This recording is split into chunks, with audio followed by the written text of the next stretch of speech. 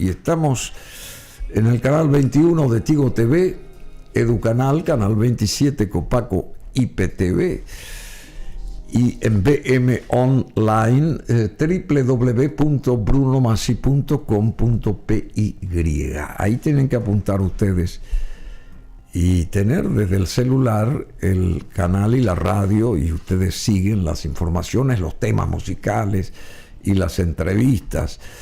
Y tenemos ahora una invitada muy especial.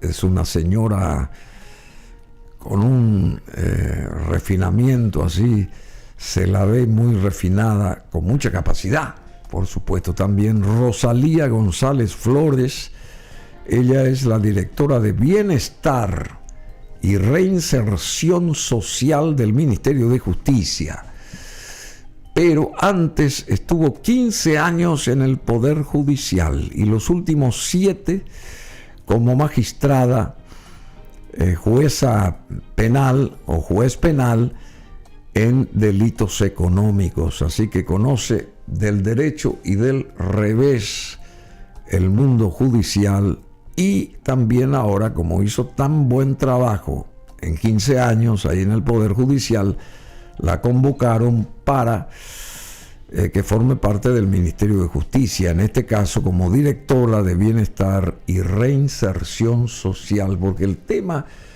que a todo paraguayo de bien le ocupa es qué pasa con la cantidad de presos que están presos, que están carentes de libertad, y quién se ocupa de ellos, porque hay muchísima cantidad de convictos que no tiene sostén, o sea, no hay ninguna persona que la represente y que mueva su expediente como para acelerar su salida cuando tenga que irse del penal este personaje, digamos. Y entonces es como un, qué sé yo, como un ruedo así, lleno de seres humanos, para no decir que no son tratados tanto como humanos, sino, creo que ahora últimamente, desde Barcini para acá, se mejoró la historia, pero necesitamos mucho más todavía, mucho más, y tenemos que ocuparnos de que esa gente que está presa por A, B o Z motivos tenga un canal que llegue a que alguna vez pueda salir esa persona de prisión y pueda reinsertarse en la sociedad y hacer que su vida se normalice. Porque si no, ¿dónde está nuestro cargo de conciencia también al respecto? Y no nos ocupamos, nadie se ocupa de eso, o muy poca gente. Pero acá Rosalía González, al parecer, se está ocupando de eso, ¿verdad? ¿Qué tal, directora? ¿Cómo te va? Un placer. Buenos días, el placer es mío y muchas gracias por la invitación.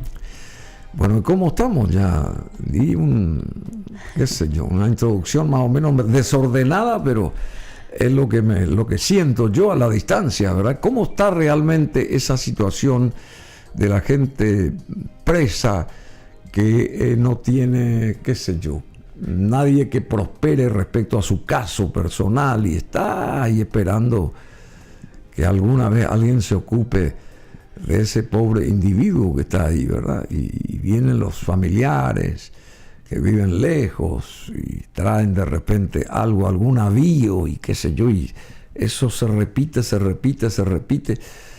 pero ¿hasta cuándo? Y yo sé, seguramente robaron algo, qué sé yo, por ahí mataron a alguien y bueno, y están presos todas esas personas, pero alguien tiene que tener en cuenta su situación y conducirlos hacia alguna salida digna alguna vez, ¿no te parece? Asimismo, bueno, cuando abordamos la problemática de los centros penitenciarios y hablamos del hacinamiento y que eso a su vez hace un poco difícil el trabajo con lo que es la reinserción social, hablamos de unas instituciones que tienen que estar involucradas, no solamente el Ministerio de Justicia, hablamos de Poder Judicial, hablamos también del Ministerio Público y de la Defensa Pública por sobre todo. Nosotros del Ministerio de Justicia hace unos meses venimos trabajando con esa problemática fuera de lo que es reinserción, que también vamos a ocuparnos en hablar un poquitito sobre la reinserción social.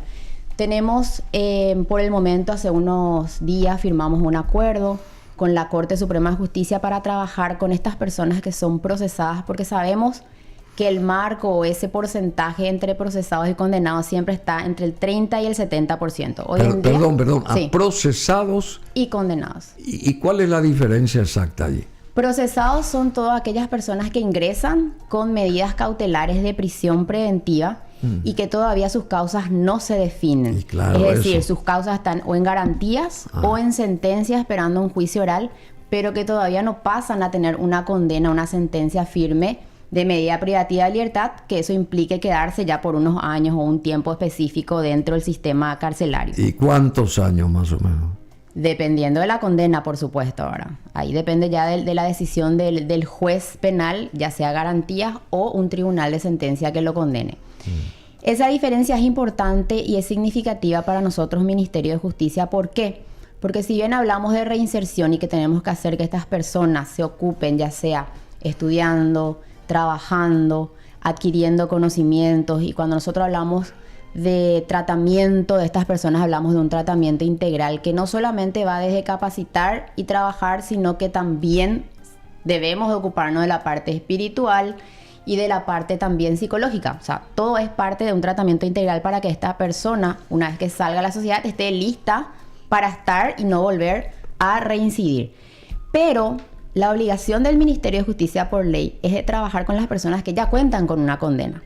Ahí se reduce el marco de acción a un porcentaje de 30% de todos los centros penitenciarios. ¿Y qué porcentaje de presos tienen condena y qué porcentaje están procesados? Dijiste procesados, ¿no? Procesados es una terminología que utilizamos para las personas que aún no tienen una condena. ¿Hay mucha diferencia en porcentaje? Hay mucha diferencia. Siempre hablamos redondeando un 30-70, pero hoy en día sería 32% de condenados contra 68% de personas que están privadas de libertad sin una definición de sus procesos. 68, pero es muchísimo.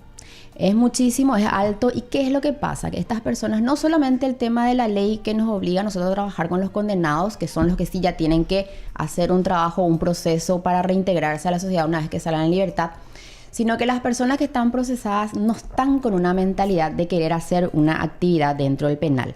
Y te explico por qué.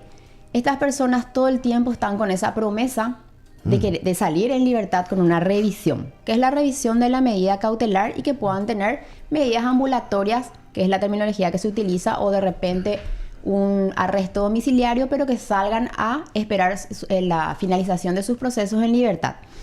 Entonces estas personas, si vos le ofreces alguna actividad en el penal, te dicen: yo el mes que viene voy a salir, mi abogado me dijo que tengo una audiencia dentro de 20 días o dentro de un mes y ya voy a salir. Pero hay gente que no tiene abogado. Hay gente que no tiene abogado. En ese caso siempre estamos realizando el Ministerio de Justicia las visitas penitenciarias en compañía de la defensa pública. Entonces ahí es donde se prevé eso y se le va dando, ¿verdad?, la defensa pública a los que no tienen. Pero ahí también hay que instar también a la gente de que realmente cumpla, porque los defensores públicos también tienen obligación de asistir no solamente a sus defendidos, sino que de acudir permanentemente cada cierto tiempo a los centros penitenciarios y ver cuántas personas no tienen un defensor. Entonces ahí es como que captar nuevos clientes. Entonces eso también, por eso cuando dije que la problemática no solamente es del Ministerio de Justicia, sino que es una problemática interinstitucional, en donde todos tienen que colaborar para que esto realmente tenga un efecto positivo.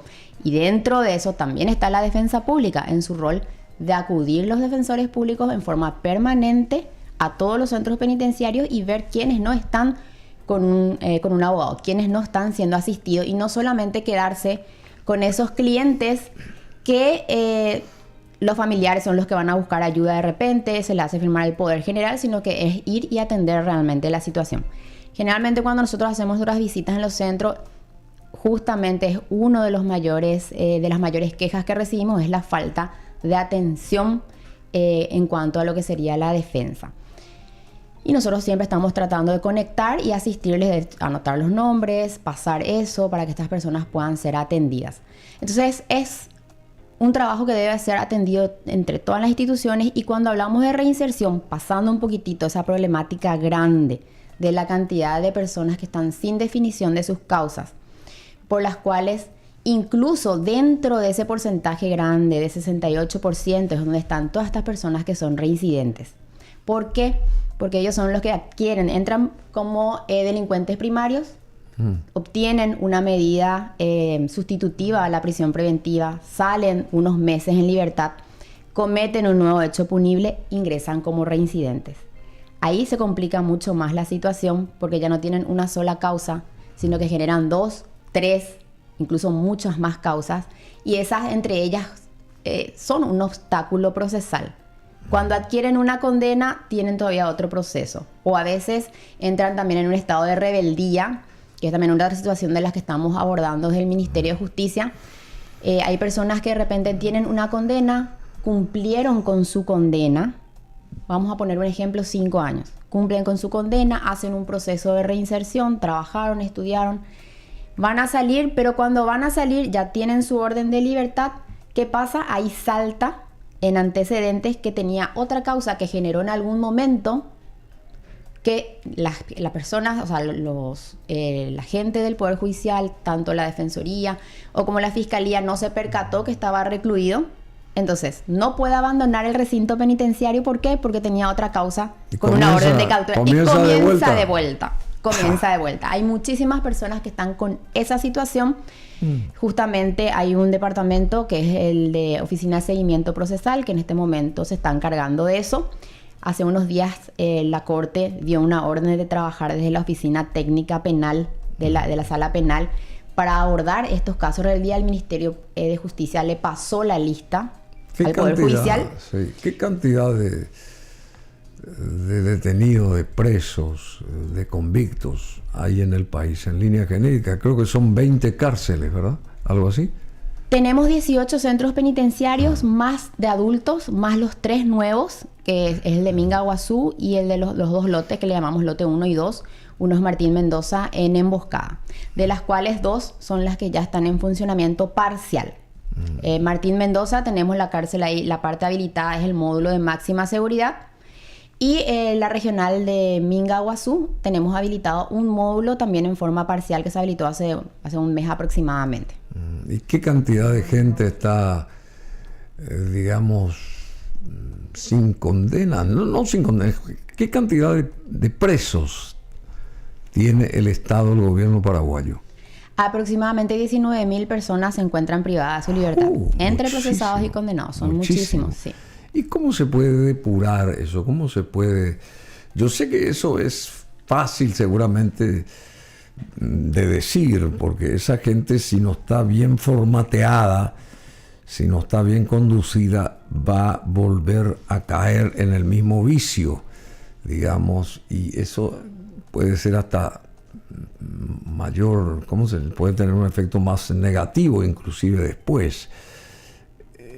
¿Cómo se puede plantear algo para que se vaya depurando esa cantidad de gente que está privada de su libertad por un lado, pero que tenga una visión, que tenga un objetivo de seguir viviendo con cierta paz, ayudando a su familia y normalizándose, digamos? ¿Cómo se sabe quién puede seguir esos cánones y quiénes no? Porque también habría que hacer un balance, un estudio, que pasen estas personas por varios tamices. No sé cómo es el asunto, pero me imagino, no todos son iguales, ¿verdad? Son distintos, individualmente muy distintos, pero con la misión solamente de acelerar la cosa, de, como bien dije, de tener nuestras conciencias un poco más tranquilas, pero eso no quiere decir liberarlos a todos y que se vayan todos después a matar a otro grupo enorme de ciudadanos, por decir así, ¿verdad? Claro, ahí se va a complicar la cosa. ¿Cómo podemos hacer para que madure esta historia y que madure en el mejor sentido y que podamos nosotros ir levantando la vara y hacerle notar que a esta gente que está presa, que tienen que, digamos, reestructurar, ¿cómo se llama eso? O sea, formarse, transformarse ahí, que es un momento difícil para ellos, pero aleccionador al mismo tiempo, con la misión de que salgan y que se reinserten, pero a otra escala a nivel social. Bien, nosotros hablamos del Ministerio de Justicia siempre del nuevo modelo de gestión penitenciaria, que es lo que es la palabra técnica que se utiliza con todo lo que se viene haciendo desde aproximadamente noviembre, diciembre, que abarcó un montón de situaciones. Primeramente, el Ministerio de Justicia se ocupó de generar espacios para que se pueda trabajar sobre la reinserción. Tenemos 2 operativos importantes que se han realizado, en donde eso da un respiro también. ¿Por qué? Porque siempre hablamos... A ver, ¿qué operativos? El operativo Veneracio y el operativo Yabu. Son 2 operativos que se hicieron en donde eso genera un poquitito de tiempo o de paz como para poder ingresar y trabajar dentro de los centros penitenciarios. Cuando hablamos de prevención, que es lo antes que dijiste, era imposible ingresar. Antes era un poco imposible ingresar, y eso también generaba no solamente en las prisiones, en las penitenciarías principales, sino también en las regionales. Cuando hablaste de prevención y que estas personas no salgan, cometan nuevamente hechos punibles, mencionaste algunos hechos un poquito graves, ¿verdad? Pero sí hablamos de 3 tipos de prevenciones. Tenemos la prevención primaria, la secundaria y la terciaria. La primaria es aquella que el gobierno tiene que hacer con campañas dentro de las comunidades, dentro de los barrios, abarcando un montón de temas y tratando de prevenir que adolescentes sean futuros delincuentes, ¿verdad? O adultos también. Tenemos la prevención secundaria, es decir, si no funciona esa prevención primaria, esas campañas que tiene que hacer, no solamente campañas, entra la parte de educación y dar trabajo también. Eso también es parte de una prevención primaria del gobierno, que las personas no tengan esa necesidad o falta para el sustento del día a día, y también la educación, básico para una prevención primaria, porque esos trabajos se ven a futuro, los resultados se ven a futuro. Hablamos de la prevención secundaria, que es la parte de seguridad. O sea, si toda la prevención primaria nos falla o tenemos una buena prevención como gobierno, pero aún así tenemos hechos punibles, delincuencia con números que van subiendo, entonces, ¿qué es lo que se tiene que hacer? Apostar a la prevención secundaria, que es la seguridad. ¿Qué implica eso?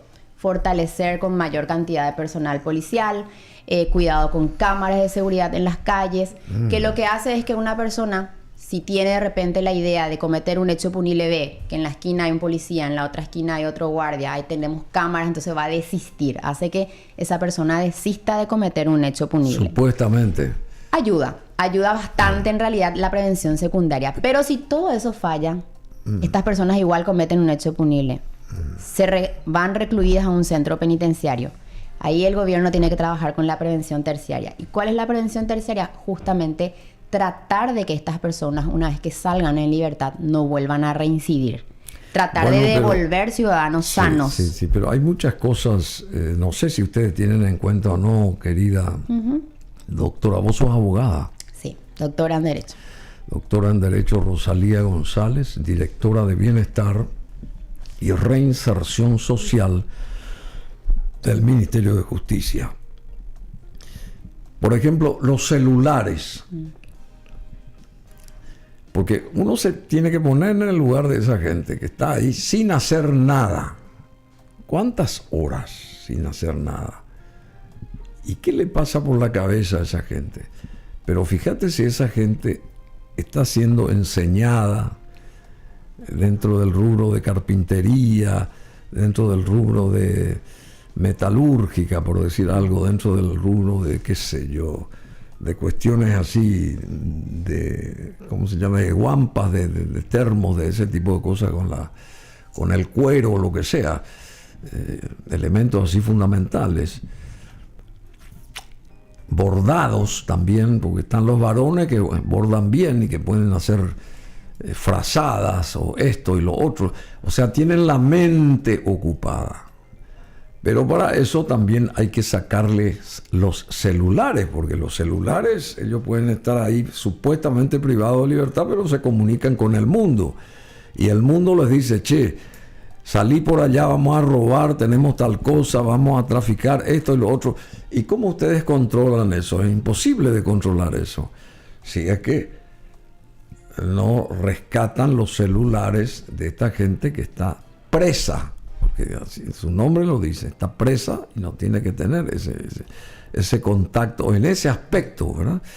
Eso no quiere decir que de repente no pidan permiso para comunicarse con sus familiares o viceversa, los de afuera se quieren comunicar, bueno, todo ese proceso por el que debe de pasar esta gente, por un lado, y después darles alguna motivación, porque alguien que está ahí mirando la luna de Valencia supuestamente, primero que se vuelve más loco de lo que está, porque lógico, tiene que tener alguna actividad en el mejor sentido, o una huerta, plantar las huertas, las hortalizas, esto, lo otro, que ellos velen por eso, que ellos se preparen una ensalada de lo que ellos se puedan, digamos, fabricar después,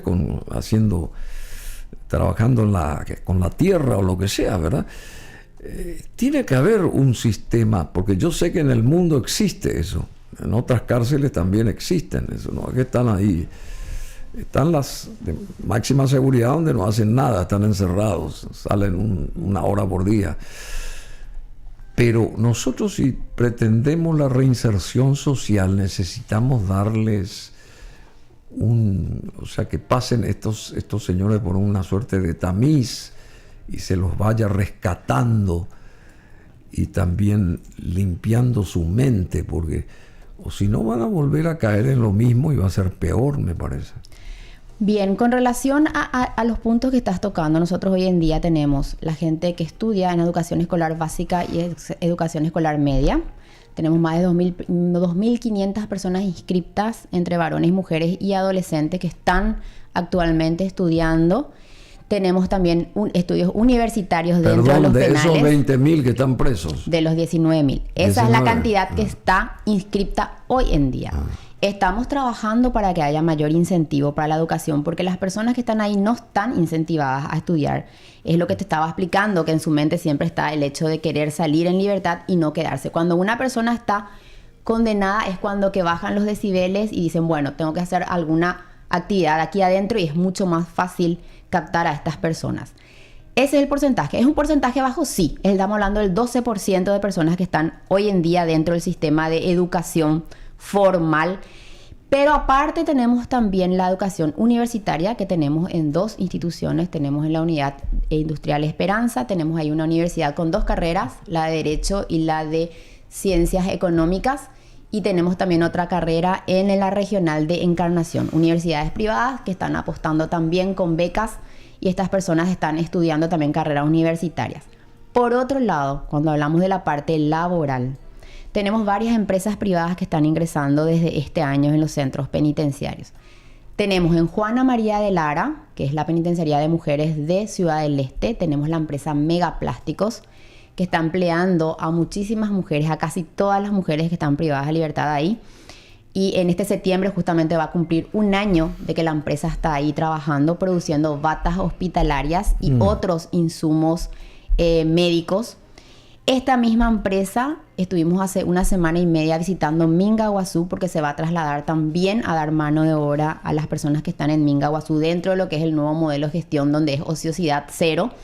Ya se están instalando las máquinas, que son máquinas textiles. También ya se hizo la primera capacitación a las personas que están recluidas en Mingaguazú. ¿En qué consistió esa capacitación? Mostrarle ya la tela, qué es lo que van a hacer, es decir, todo lo que implica, sí. Luego tenemos también en la Unidad Industrial Esperanza, tenemos otra fábrica que entró en realidad en febrero empezamos con el tema de adaptar la infraestructura. ¿Qué significó esto? Un pabellón donde teníamos celdas, adaptar para que sea una fábrica. Entonces hay un trabajo también de infraestructura. Y hace un mes y medio aproximadamente se empezó a seleccionar. Tenemos casi 70 personas y hay un cupo para 100, ¿verdad? Pero tenemos 70 personas hoy en día practicando. Eso es textil, también es jeans. Están cosiendo jeans para una maquiladora. Al mismo tiempo, en Buen Pastor, hoy en día tenemos otra empresa que firmó convenio con el Ministerio de Justicia que se llama AA. Ellos están ahora mismo trabajando con casi 30 mujeres en el Buen Pastor, ya en un taller que también ya se armó, 20 mujeres más están esperando para capacitarse, porque van a capacitarse con el SNPP y luego inmediatamente, una vez que termine los 3 meses de capacitación, ingresan a trabajar en la fábrica. Y esta misma fábrica va a ir también, una vez que esté bien montada con casi aproximadamente 60 chicas en Buen Pastor, va a ir a Villarrica a hacer el mismo sistema de instalar la fábrica, capacitar y dar mano de obra también a un número similar de mujeres que están en Villarrica. Entonces tenemos varias empresas que están entrando. Es así que nosotros ahora, por ejemplo, estamos en la Expo de Mariano Roque Alonso, como todos los años. Dentro de lo que es los artesanos, que hablamos de más o menos 150 personas que estuvieron preparando en estos meses diferentes tipos de trabajos de artesanía, ya sean en cuero, que es lo que mencionaste, cuero, bordados, tejidos, pintura, porque tenemos cuadros también. Dentro de todo eso, esos trabajos... O sea, exponen estas chicas esos trabajos. Eso es lo que quería comentar. Este es el primer año en que Buen Pastor, por ejemplo, no está participando de la Expo. Tenemos 8 centros penitenciarios que sí están. O sea, artesanos de 8 centros penitenciarios llevaron sus productos a la Expo, pero Buen Pastor no. ¿Y por qué Buen Pastor no? Porque justamente este es el primer año en donde está esta empresa instalada. Entonces, claro, da mano de obra a todas estas chicas que anteriormente trabajaban siendo artesanas. Bueno, y con un grupo importante de mujeres que está esperando la capacitación que va a iniciar en estos días para que después sean ellas también, pasen a formar parte de esta empresa. Entonces, ¿qué es lo que yo quiero decir con esto? Que se está trabajando, si bien estamos empezando recién de hace unos meses, y esto cuesta. ¿Por qué? Porque tenemos que captar a estas empresas que quieran ingresar. No es fácil que el ámbito privado quiera apostar y entrar dentro de un centro penitenciario. Si todos dijeran sí, esto sería magnífico, sería fabuloso, y cada centro penitenciario, los 18 tendríamos 1, 2, 3 empresas. Ustedes tienen que mostrar los resultados.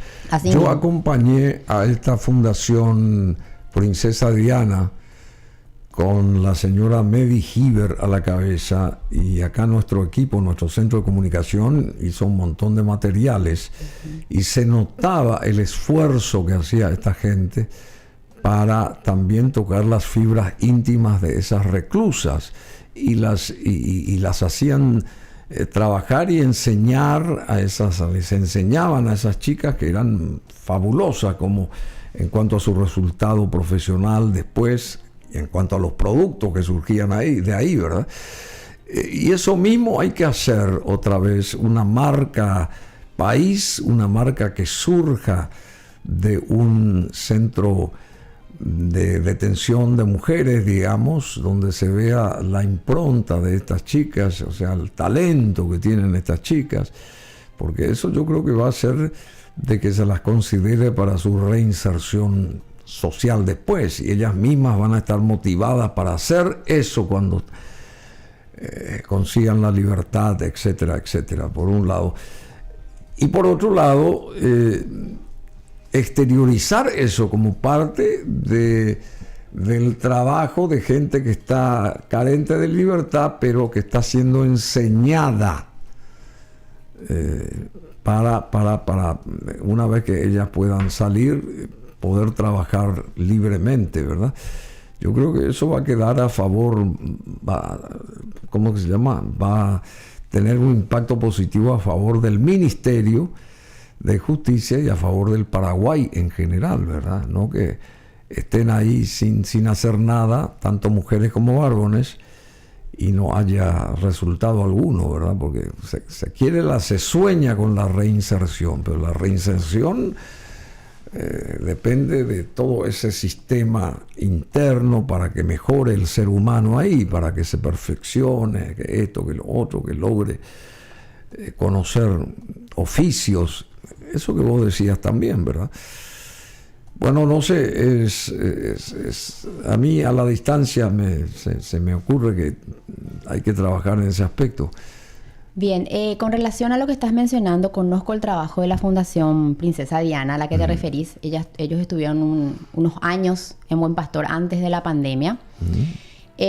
Por cuestiones, creo que el convenio finiquitó o algo así más o menos en el 2020, ahí durante la pandemia, pero estamos nosotros en contacto con ellos.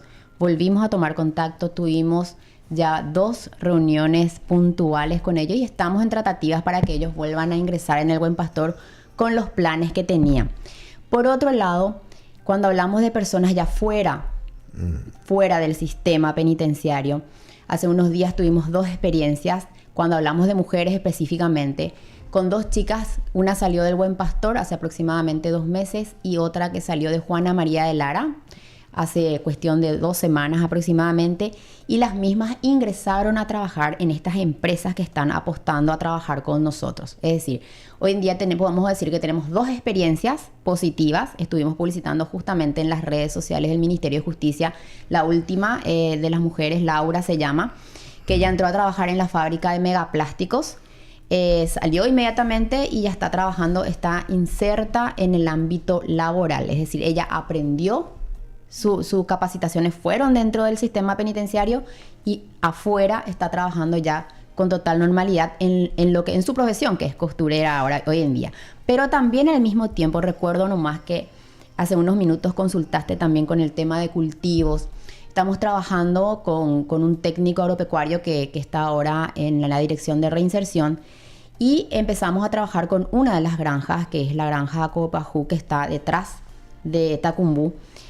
Y los trabajos ahí justamente hoy en día están terminados. ¿En qué sentido? En que él va a ir a realizar o a replicar esos trabajos en las otras granjas que tenemos y también en el Centro Educativo de Itagua.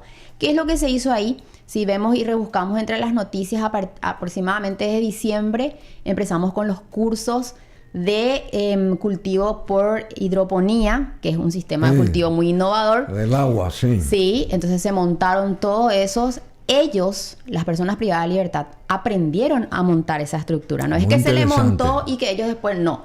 Ellos aprendieron a construir porque hay un sistema de regado, hay con tubos, con cañerías. Ellos hicieron el trabajo desde cero. Fueron capacitados también desde el Ministerio de Agricultura, es decir, salieron con un permiso especial para ir a hacer esas capacitaciones en el ministerio, siempre dentro de lo que es el curso de hidroponía.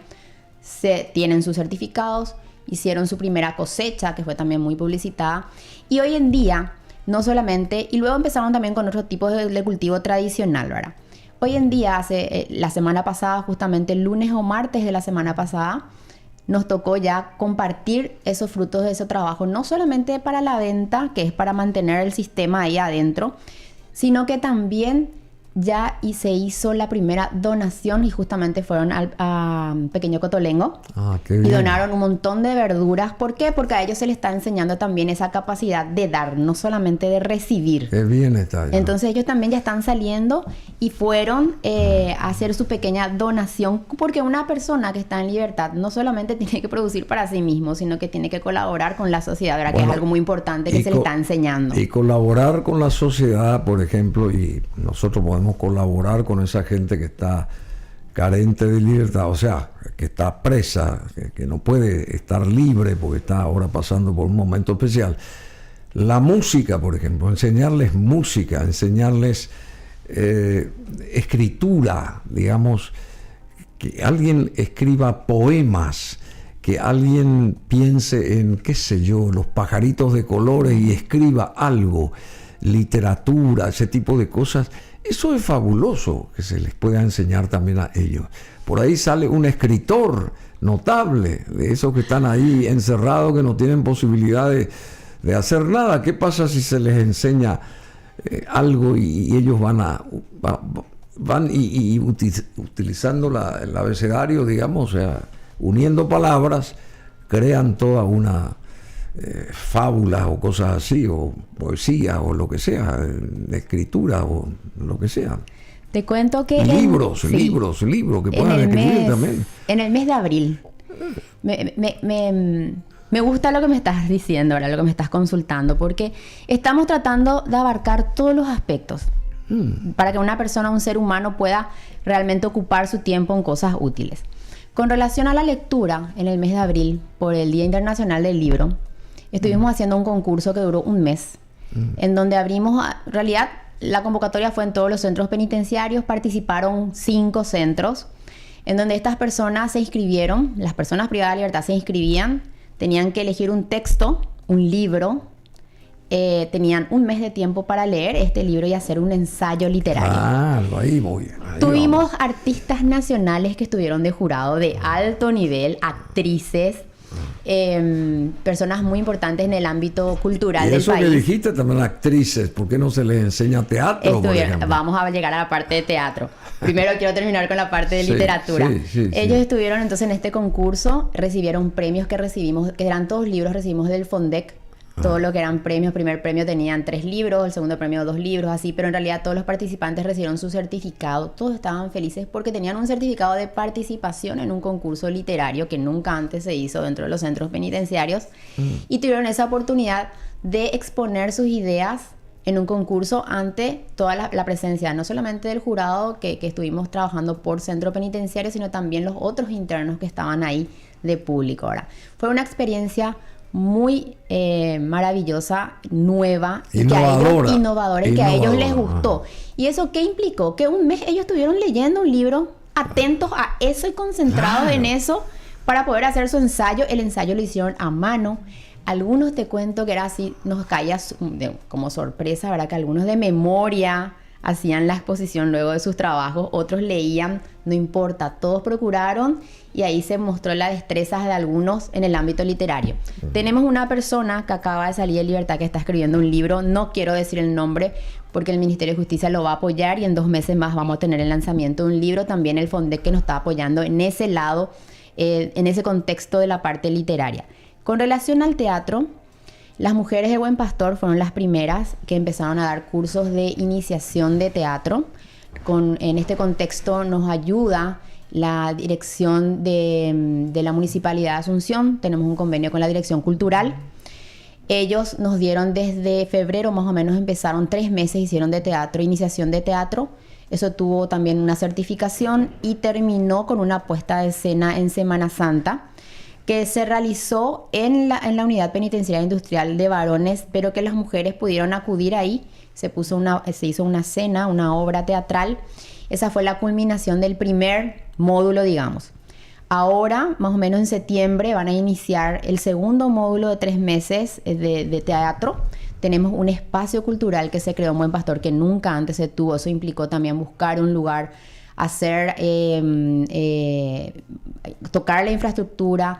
Tenemos una artista nacional que fue a pintar, hicieron unos murales y tenemos un lugar exclusivo porque antes las mujeres, ¿dónde hicieron estos 3 meses? En el patio, llovía, se suspendía la práctica. Sí. Ahora tienen un lugar específico, un área cultural y tenemos también instrumentos musicales que estuvimos montando en estos meses. Tenemos de todo, violines, guitarra, tenemos un órgano. Entonces, en unos días más van a empezar las clases. No solamente la segunda tanda de teatro, sino que también la parte de música, siempre con apoyo de la Dirección Cultural. Y a fin de año queremos hacer, obviamente, que estas mujeres participen en una obra no solamente ya teatral, sino que también musical. Estamos abarcando también el área de cultura. Se nota y te agradezco porque viste una pincelada así muy exhaustiva de todo lo que están haciendo y el intento de levantar todo eso y hacer que esta gente carente de libertad, se puede decir también que no tiene la libertad hoy, pero en ese encierro obligado puede esta gente formarse, nutrirse, conseguir otros horizontes ahí para sus propias vidas, conseguir cristalizar otras cuestiones que les van a servir después cuando tengan sí la libertad a favor suyo y bueno, y entonces ese es un paso fundamental, así que te felicito, querida Rosalía González Flores, doctora en Derecho, directora de Bienestar y Reinserción Social del Ministerio de Justicia. Un saludo especial también al ministro, el doctor Nicora, que estuvo por acá. También un saludo muy especial a mi querida amiga Celia Escobar Scherer, que también hace años está ahí colaborando, poniendo su granito de arena para que todo esto vaya a mejor puerto, digamos, porque todos queremos no queremos que estén 20.000 personas sin poder mirar el sol ni mirar un horizonte. A nadie le interesa eso, ni le gusta eso. Y hay que apoyar a que esta gente, hoy privada de su libertad, pueda tener esperanza, pueda tener fe, pueda tener amor propio, saber de la dignidad, porque esa gente es digna también y tiene que ser tratada como tal, ¿verdad? No como una bolsa de papa. Entonces hay que reconducir a esta gente, reconducir hacia un puerto seguro a través de tamices educativos y todo lo que vos dijiste, que me parece excepcional. ¿Y quiénes son los que van a sentirse orgullosos? Primero, la sociedad nuestra, si eso realmente se concreta, y segundo, ustedes mismos van a sentirse, digamos, consustanciados, haciendo un balance. Bueno, estamos haciendo bien las cosas, y por ende el gobierno, el país y qué sé yo, o sea, y todos los que conformamos este país, y todos apuntamos a eso. Nadie quiere tanta cantidad de gente presa, porque ¿de qué sirve eso? De nada sirve eso. Al contrario, hay que impulsar a la gente a que llegue a sus cometidos, a sus objetivos. Y está bien, se tropezó esa gente, bueno, paga lo que tiene que pagar a través de la separación del ámbito social por un tiempo determinado, pero no por toda la existencia de estas personas, porque si no, estamos todos locos, ¿verdad? O sea que tenemos que ir depurando las cosas, no complicando las cosas. No sé si me explico. Te explicas muy bien, y ese es un problema que tenemos que seguir trabajando como sociedad, porque si bien decimos, por eso es que iniciamos esta conversación, que no solamente es una problemática del Ministerio de Justicia, todas las otras instituciones tienen que colaborar desde sus roles, desde sus funciones. A ver, ¿cuáles son esas otras instituciones? Y cerramos con esto. Poder Judicial, Fiscalía y, Poder Judicial y Defensa Pública. A ver, para judicial. No llenarnos los centros penitenciarios con personas que... Poder Judicial son miles de personas. Que están...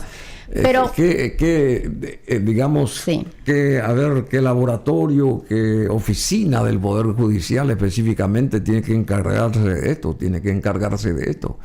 No es una oficina específica, sino que siempre trabajar con tratar de que estos delincuentes primarios, ¿quiénes son los primarios? Los que por primera vez cometen un hecho punible que de repente no son tan graves, caen dentro de la esfera de los delitos.